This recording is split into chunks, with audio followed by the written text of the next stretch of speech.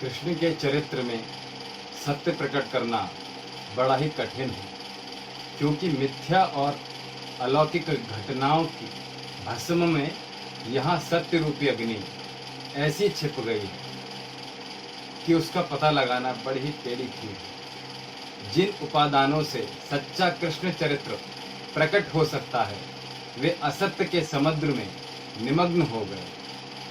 फिर भी जितना सत्य उपलब्ध होता है, उसके आधार पर कृष्ण चरित्र का बड़ा उत्तम प्रतिपादन होता है। बचपन में श्री कृष्ण आदर्श बलवान थे।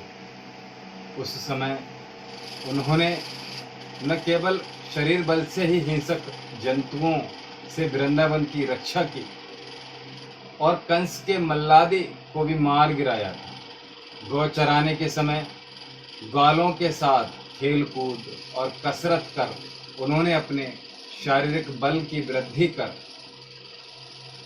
कुरुक्षेत्र में उनके रथ हाँकने की भी बड़ी प्रशंसा पाई जाती। अस्त्र शस्त्र की शिक्षा मिलने पर वे क्षत्रिय समाज में बड़े सर्वश्रेष्ठ वीर कहलाए और उन्होंने कभी कोई परास्त न कर सका। कंस, जरासंध, शिशुपाल जैसे बलशाली उस समय के मौजूद जो योद्धा थे, काशी, कलिंग, गंधार आदि राजाओं से वे लड़ गए और उन्होंने उनको हराया। सात्विक और अभिमन्यु उनके शिष्य थे। वे दोनों ही सहज और न हारने वाले थे। स्वयं अर्जुन ने भी युद्ध की बारीकियां उनसे सीखी थी। भगवान कृष्ण, योगीराज भगवान श्री कृष्ण का जो शारीरिक बल था, जो शिक्षा थी, रणपटुता थी, वो सामान्य सैनिक में भी हो सकती है, लेकिन उनका सैन्यपतित्व ही योद्धा का वास्तविक गुण उनके अंदर कूट कूट कर भरा हुआ। महाभारत की बात करें तो महाभारत में भी एक अच्छे सेनापति का पता नहीं लगता है। भीष्म और अर्जुन भी एक अच्छे सेनापति नहीं थे, जितने श्री कृष्ण में जो सेनापतित्व के गुण थे वो जरासंध के जब युद्ध हुआ था तो उसमें पता चलता है। यानी जरा मुट्ठी भर से यादव और जरासंध की सेना इतनी विशाल, उसका सामना जरासंध ने छोड़कर रण भाग गया था। तो ये उनकी युद्ध कला कौशल, योग में महारत थी उनको। वाणी ऐसी मधुर के बोल दें तो बस सामने वाला पिघल जाए। बांसुरी ऐसी सुंदर मधुर बजाने वाले के गायें भी उनकी धुनी सुनकर, उनका संगीत सुनकर बस चली आती थी। और कृष्ण अपने आप में एक बड़ा व्यक्तित्व आजकल देखने में, सुनने में नहीं मिलता है। भगवान श्री कृष्ण ने गीता में कहा है कि मुझे प्राप्त करना कलयुग में बहुत ही आसान है। नर सेवा नारायण सेवा उन्होंने बताया है। तो कल 11 तारीख तिथि के अनुसार भी कृष्ण जन्माष्टमी, सावन खत्म हो गए और भादों शुरू हो गए। तो कल कृष्ण जन्माष्टमी का पावन पर्व मनाया जा रहा है पूरे भारतवर्ष में।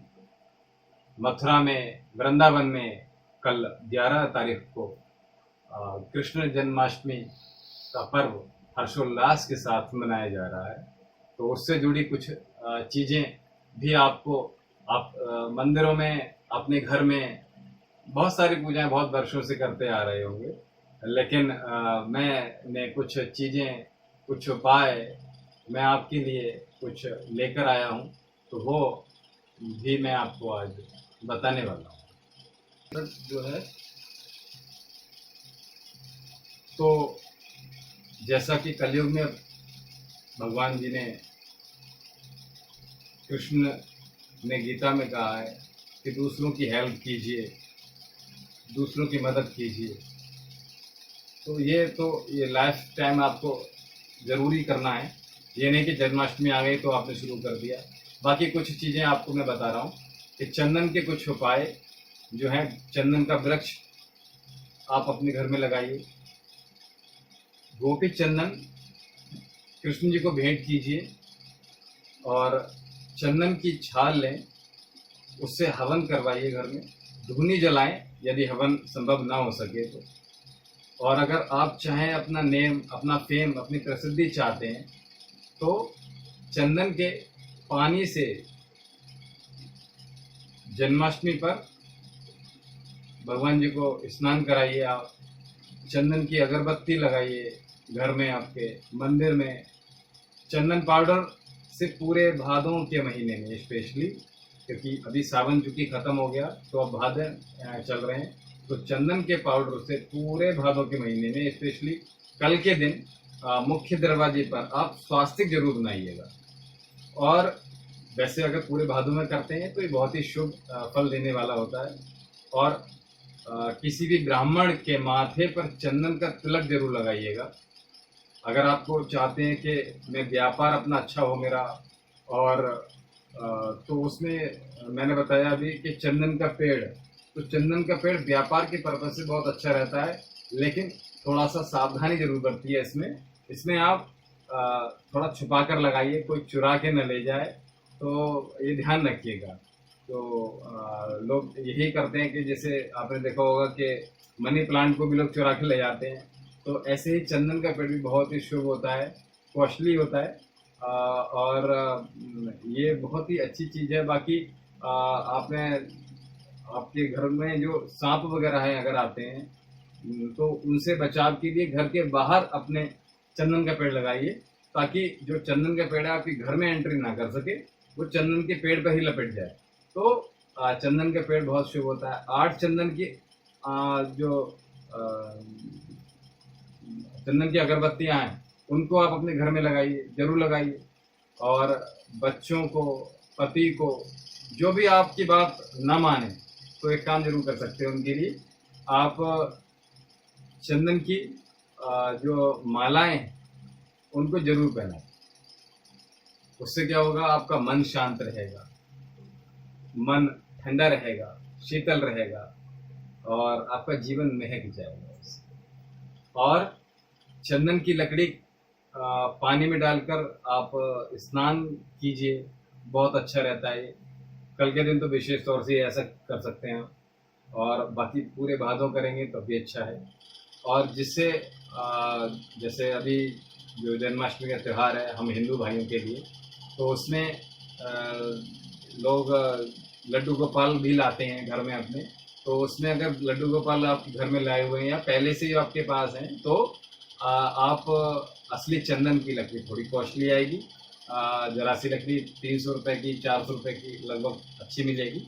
लाल चंदन अच्छा रहता है, तो उसकी लकड़ी आप उनके पास, लड्डू गोपाल के पास जरूर रखिए। रोज घिसकर उनके टीका लगाइए, और जो टीका सूख जाए उनके माथे पर, उसको आप एक डब्बी में रख लीजिए उसको, और डब्बी में रखने के बाद अपने परिवार के जितने भी सदस्य हैं उनके माथे पर लगाइए, तो आप देखेंगे चमत्कार होगा। तो कुछ अल्लाह शुभ फल देने वाले होंगे आपको, इस तरह की चीज़ें जो मैं आपको बता रहा हूँ। और ये जो कल की रात है उसको मोह की रात भी कहते हैं। तो इतनी सारी बातें बताने का वैसे मोटिव तो मेरा केवल यही है कि आपको जो भी समस्या है उससे संबंधित उपाय आप कर सकते हैं। जो बच्चों से करवाना चाहते हैं बच्चों से करवाएं, हस्बैंड से करवाना चाहते हैं हस्बैंड से करवाएं, या आपके घर में जो भी मेंबर जिससे आप करवाना चाहते हैं उससे करवाएं। सास से करवाने का है तो सास से करवाएं, ससुर से करवाने का है तो ससुर से करवाएं। तो जो भी मेंबर है, आई मीन दैट, तो उनसे आप करवा सकते हैं।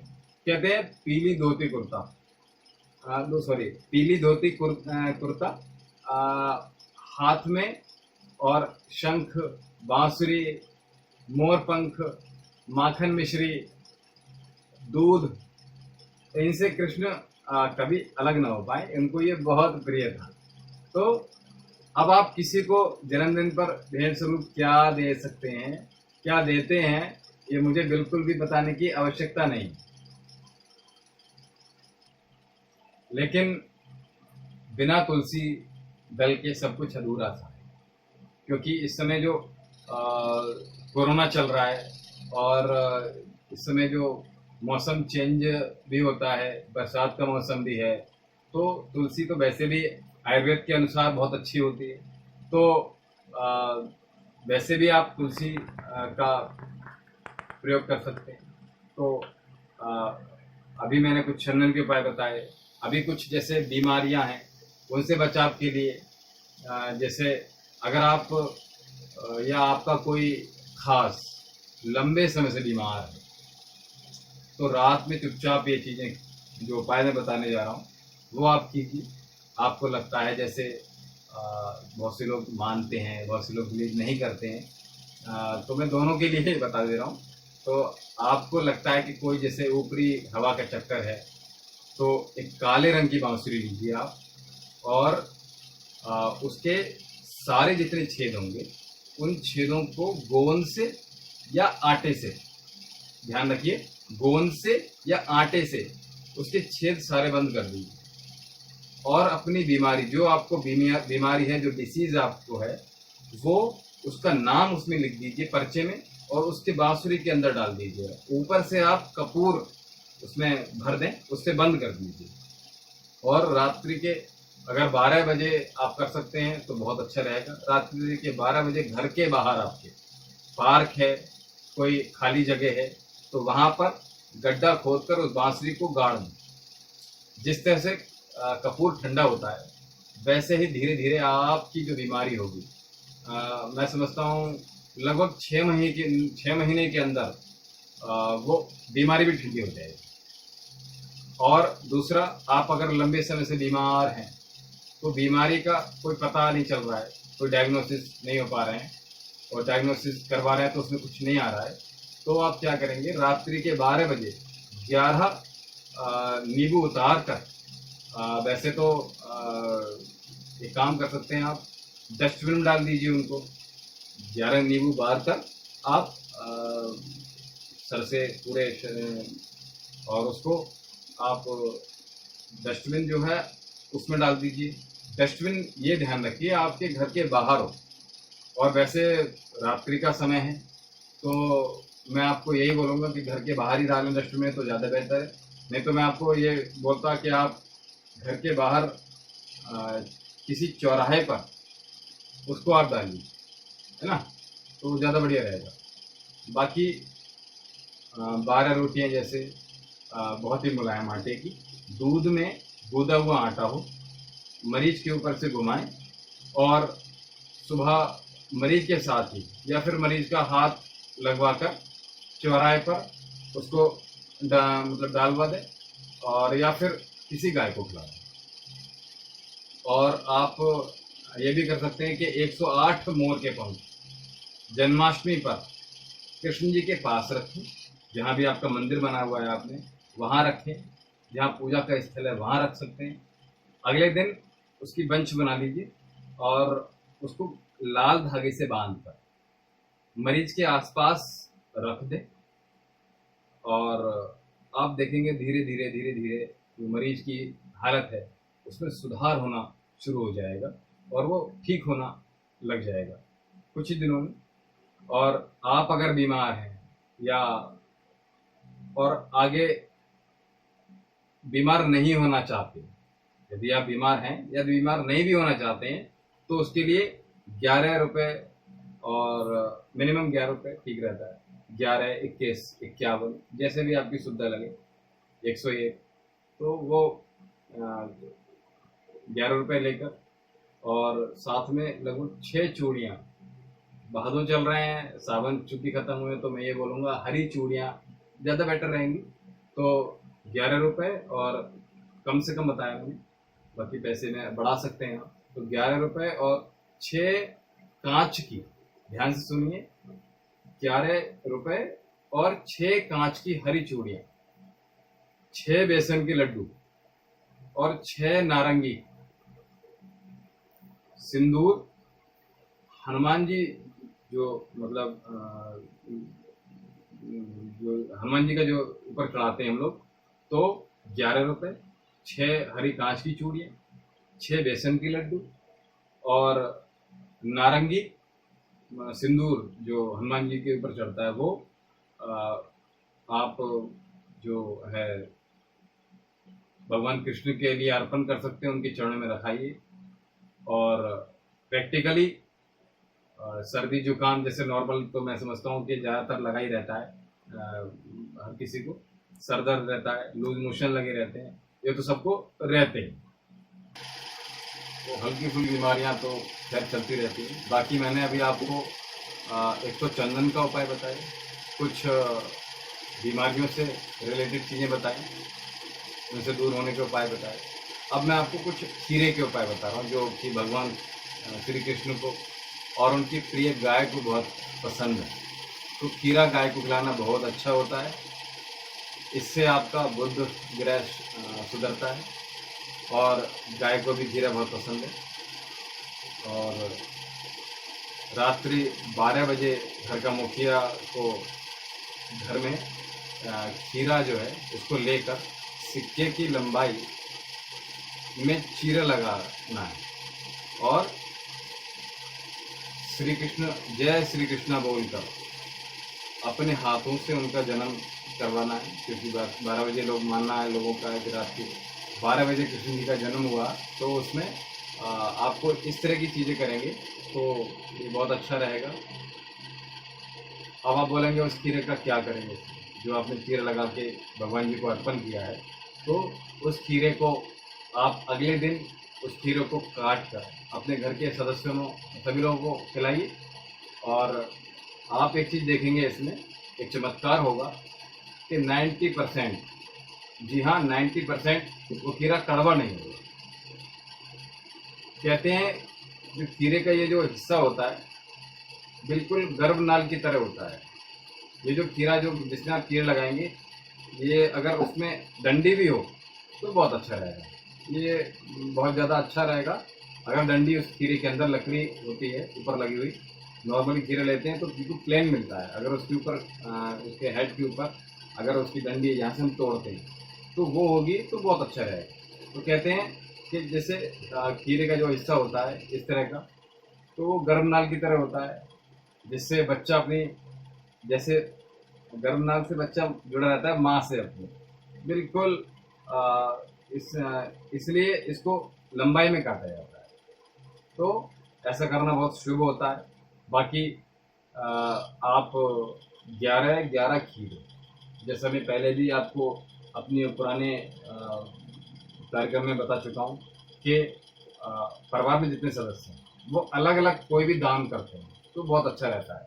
तो उसमें आप चाहें तो अलग अलग कर सकते हैं, चाहें तो क्योंकि इस समय खीरा जो है बमुश्किल लॉकडाउन में हो सकता है ना मिले आपको, तो आप 11 किलो खीरा ले लीजिए, अथवा आप केवल उसे मिल जाए तो 11 खीरे घर के प्रत्येक सदस्य को सुबह कृष्ण जी के झूले पर जहाँ मंदिर होता है, और अगर मंदिर बंद है तो लॉकडाउन की वजह से, तो आप गाय को खिला सकते हैं, नहीं तो कृष्ण जी को अर्पण कर दीजिए। आपके घर में मंदिर है बना रखा है तो वहाँ अर्पण कीजिए, नहीं तो आपके जो बाहर अगर है तो बाहर अर्पण करेंगे तो ज़्यादा बेहतर है।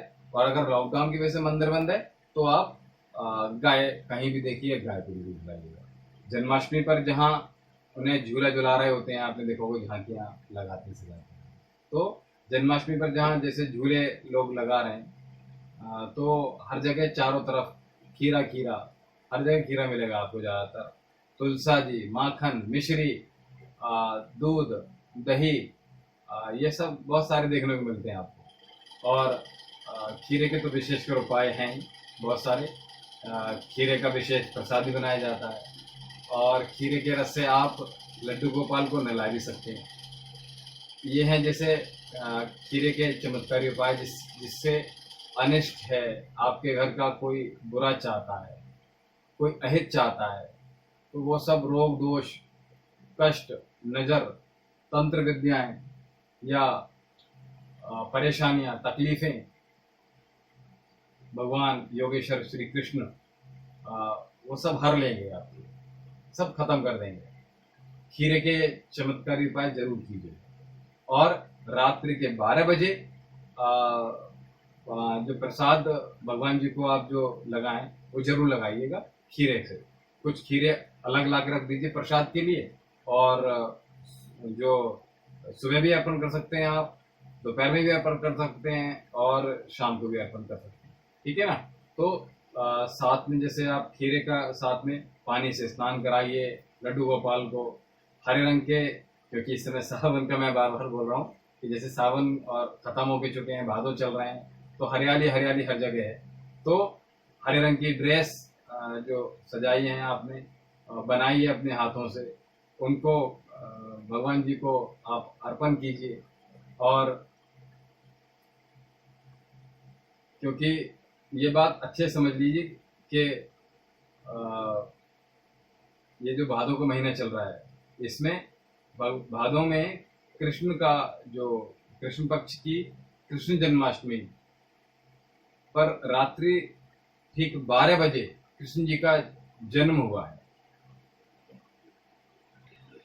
तो भगवान श्री कृष्ण को खीरा बहुत पसंद है। आपको 2 खीरे, 2 मोरपंख, 1 बांसुरी या तो अपने पतिदेव के हाथों से या मंदिर में बच्चों के हाथों में भी, या आप खुद भी जा सकते हैं, तो उनसे अर्पण कराएं। तो ऐसा करने से अगर व्यापार में कोई तकलीफ है, व्यापार अच्छा नहीं चल रहा है, या व्यापार में कुछ उतार चढ़ाव आ रहा है, नौकरी की बात करें तो नौकरी आपकी इस समय वैसे तो लॉकडाउन चल रहा है, सभी की नौकरी में आफत आ चुकी है, आपस सी लगी पड़ी है। तो नौकरी पर मुसीबतें हैं, नज़र दोष है नौकरी के ऊपर, आपके ऊपर, तो वो सब खत्म हो जाएगा। क्योंकि अभी मैं पहले भी बता चुका हूँ कि जल्द ही जो है कोरोना की वैक्सीन भी आने वाली है, और मैं समझता हूँ कि पूरे विश्व में और भारत में ये इससे निजात भी मिलने वाली है कोरोना से। तो ये सब चीज़ें जो चढ़ाएंगे आप, इनसे मैंने बताया 2 खीरे, 2 मोरपंख, 1 बांसुरी हस्बैंड्स के हाथों चढ़ा सकते हैं, या आपके परिवार में जो भी सदस्य हैं जिसको तकलीफ है वो भी चढ़ा सकते हैं।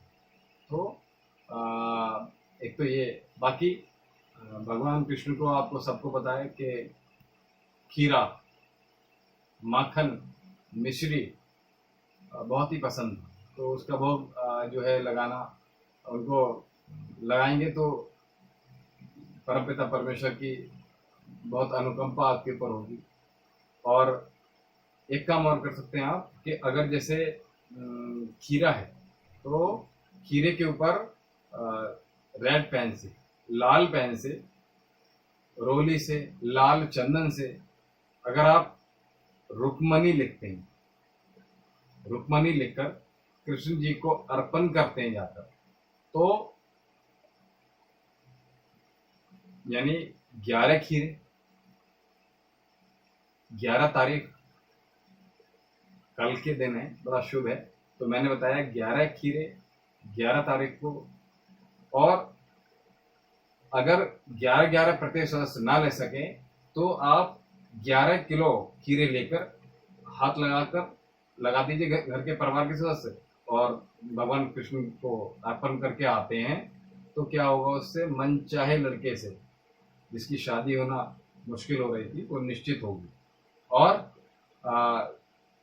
आयुर्वेद के अनुसार वैसे खीरा बहुत ही हम लोग सैलेड के लिए बोलते हैं, तो सैलेड भी आप बना के नींबू निचोड़ के भी अर्पण कर सकते हैं, उससे भी आपको बहुत प्रसन्नता मिलने वाली है। और खीरा जैसे मैंने बताया बहुत अच्छा होता है आयुर्वेद के अनुसार। तो खीरे की जो है खाने में जितना हेल्थी होता है उतना ही आपकी मन्नतों को पूरा करने के लिए बहुत ही हेल्पफुल है। अगर आप लंबे समय से बीमार हैं तो खीरे का रस अपने चेहरे पर लगाइए, 10 मिनट बाद धो लीजिए, तो चेहरे के लिए बहुत अच्छा रहेगा आपके। दूसरा, कुछ चंदन के उपाय थे, कुछ बीमारियों से बचने के उपाय थे, कुछ आपसे पर्सनली जो चीज़ें थी वो, और अब जैसे धन प्राप्ति के, जैसे बहुत से लोग जो हैं इस समय धन के ज़्यादा इच्छुक होते हैं, तो उनके लिए भी कुछ उपाय हैं। जैसे श्री हरि विष्णु जो है कृष्ण का ही स्वरूप हैं और उनके तुल्य हैं, और भगवान विष्णु की जो पत्नी है वो लक्ष्मी जी, तो आप कृष्ण जी को कुछ भी अर्पण करें तो ऑटोमेटिकली भगवान हरि को, विष्णु जी को वो अर्पण होने वाला है। ठीक है। 5 मेवा खीरे का सर्कल बनाएं और छोटा छोटा काट कर बीच में पंच मेवा रखें उसमें, और कन्हैया जी को भोग लगाएं। सुबह सभी लोग इसका प्रसाद ग्रहण करें। जैसे होता क्या है, कभी कभी घर के और सदस्य सो जाते हैं, तो उसमें क्या करें, एक जो भी जग रहा है, जैसे तो रात में जो बहुत से लोग पूजा करते हैं, कुछ लोग शाम को कर लेते हैं, तो अगर शाम को करते हैं या जग रहे हैं सभी लोग, तो वो उसका प्रसाद पंचमेवा का चढ़ाने के बाद पूरे घर में वितरित कर दीजिए, आस पड़ोस में वितरित कीजिए। और खीरे पर आप केसर से मतलब केसर रखकर खीरे के ऊपर केसर रखें और लक्ष्मी जी को अर्पण करें, तो माँ लक्ष्मी का जो माँ लक्ष्मी जी का जो कृपा है वो आपके ऊपर बनी रहेगी। और ज़्यादा जो माँ लक्ष्मी हैं वो धन के दरवाजे बहुत सारे आपको खोलने वाली हैं। अगर इस तरह से आप करते हैं, खीरे पर केसर रख दें, माँ लक्ष्मी पर अर्पण करें, तो माँ लक्ष्मी क्या करेंगी, आपको चारों तरफ से, जहाँ से आपने सोचा भी नहीं होगा, वहाँ से आपको धन देना शुरू कर देंगी, सारे दरवाजे खोल देंगे। खीरे अच्छी क्वालिटी के लीजिए, ये ध्यान रखिए। लोग क्या करते हैं कि खाने के लिए तो अच्छे अच्छे ले लेते हैं, लेकिन पूजा की बात आती है तो भैया महंगी वाली सस्ती वाली चढ़ा दो, ऐसी चढ़ा दो। ऐसा नहीं करेंगे। हमेशा अच्छी क्वालिटी की खीर लीजिए आप, और अच्छे से धोएंगे, क्योंकि हम लोग दान के लिए भी बताते हैं, जो आप पहनते हैं, जो आप खाते हैं, जो आप यूज़ करते हैं वो ही दीजिए, कभी किसी को खराब मत दीजिए। और परमपिता परमेश्वर जो सबको देने वाला होता है, उसको आप क्या देंगे, वो तो हमें ही दे रहा है, लेकिन आप एक भाव है आपका, उसको अर्पण कर रहे हैं, तो आप अच्छी चीज़ हमेशा दीजिए। कोई भी दान दीजिए, किसी ब्राह्मण को दान दीजिए तो अच्छा दीजिए। लोग क्या करते हैं, फटे से फटा नोट देना शुरू कर देते हैं, खराब से खराब सिक्का देते हैं, जो सिक्के चल भी नहीं रहे हैं वो भी मंदिर में जाके दान कर देते हैं। ये गलत करते हैं। ठीक है ना। तो हमेशा अच्छा कीजिए, जो आप अपने लिए चाहते हैं, तो उस परमपिता परमेश्वर को तो कम से कम अच्छा कर सकते हैं, है ना। तो आपकी खराब खाने में कोई चीज़ खराब निकला है, तो आप कभी क्या सोचेंगे कि उसको हम यूज़ कर लें? नहीं करेंगे। तो उस परमपिता परमेश्वर को आप अर्पण करने जा रहे हैं, साफ स्वच्छ हाथों से नहाए हुए हैं तो बहुत अच्छा है, और साफ स्वच्छ हाथों से आप उनको अर्पण करेंगे, साफ शुद्ध चीज़, तो आपको शुभ फल देने वाली है। अच्छी क्वालिटी की खीर लीजिए, अच्छे से धोएं, पूरे भाव से अर्पण करें। जो ये छोटा दिखने वाला खीरा कृष्ण जी के जन्म का जो करवा सकता है ना इस जन्माष्टमी पर, वो आपके वर्षों तक जो आपको दुख और तकलीफ में आप जो जी रहे हैं उनसे आपको निजात दिलाने वाला है, और ये सारी तकलीफें आपकी हरने वाला है। तो खीरे का इस्तेमाल नहीं किया तो कुछ भी नहीं किया, तो कोशिश कीजिए खीरा तो लाइए और ज़्यादा खीर लाइए। तो ये कुछ खीरे के उपाय और कुछ तुलसी के उपाय जो बच्चों से जरूर करना। तो और वैसे भादों में करवा सकते हैं, लेकिन कल कृष्ण जन्माष्टमी का जो शुभ पर्व है, पावन पर्व है, इस पर ये जरूर करवाएं। तो कुछ अचूक उपाय जो बच्चों से करवाने हैं, जो बच्चे इस देश का भविष्य हैं। तो आपकी, मेरी, सबकी होप है और हमारा भविष्य है। तो आपको मेरी हम सबकी जान है ये बच्चे। अगर आपके बच्चे नहीं हैं तो ये सारे उपाय आप अपने पति से करवाएं या आप खुद कर सकते हैं। तो क्या करेंगे इसमें आप श्यामा तुलसी और रामा तुलसी दोनों को लाल धागे में बांधकर उसकी रैपिंग कर सकते हैं। लाल कागज से कृष्ण जी को हैप्पी बर्थडे कृष्णा बोलकर गिफ्ट करवाएं। बर्थडे है चूंकि अपने भाग्य को चमकाने के लिए ये उपाय जरूर करें, चाहे आप बच्चे हों, छोटे या फिर बड़े हों।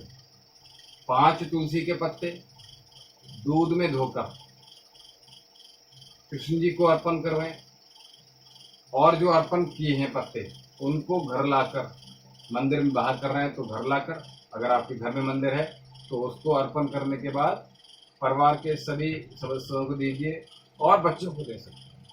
ठीक है, उनको चबा चबा कर खाना है। और तुलसी अर्घ मैंने बताया तो भादव चल रहा है, मौसम चेंज भी हो रहा है आयुर्वेद के अनुसार, और तुलसी के जो लाभ हैं वो बहुत हैं।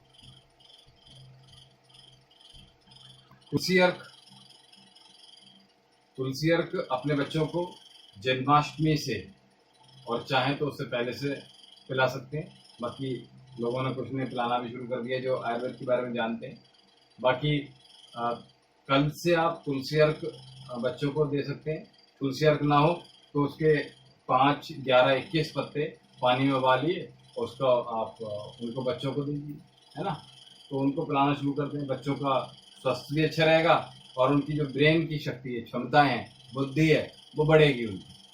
5 पौधे कल के दिन आप अपने घर के बाहर या आसपास सामाजिक तौर पर जरूर रोपण करवाएं, क्योंकि हम तो किसी के जन्म के उपलक्ष्य पर भी बोलते हैं कि आपकी आयु के जितनी आयु है उतने वृक्ष लगवाइए, नहीं तो एक वृक्ष तो लगवाइए। तो परमपिता परमेश्वर जिनकी हम आराधना करने वाले हैं उनको हम 5 तुलसी के पौधे, और चाहे आप और भी जो आयुर्वेद औषधियों वाले पौधे हैं वो भी आप लगा सकते हैं। तो तुलसी के पौधे लगाइए आप।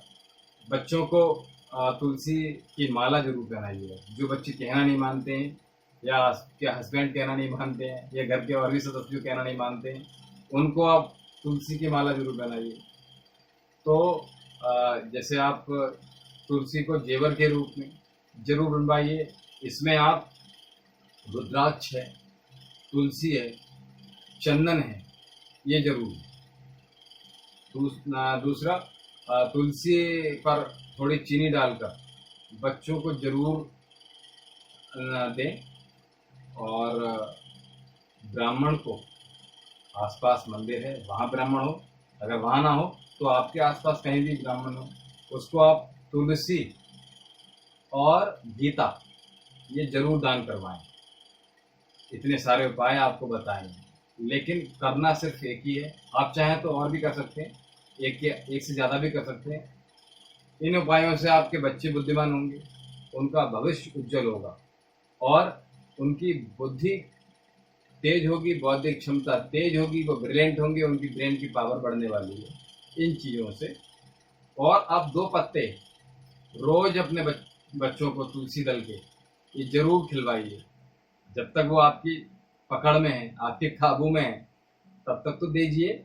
उनके स्वभाव में परिवर्तन आप देखेंगे, उनके स्वभाव में परिवर्तन आने वाला है इन सब चीज़ों से।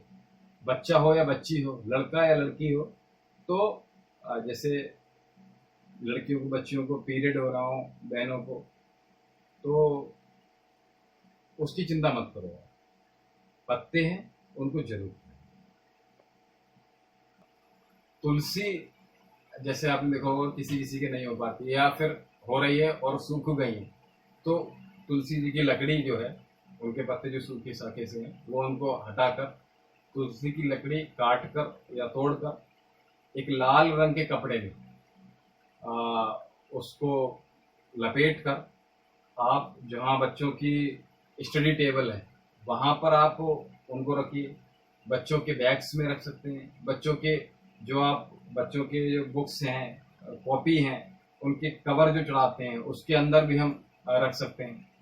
तो ये तुलसी के जो कुछ चमत्कारी उपाय हैं वो आप देखेंगे, वो जीवन, आपका जीवन बदलने वाले हैं, बच्चों का जीवन बदलने वाले हैं।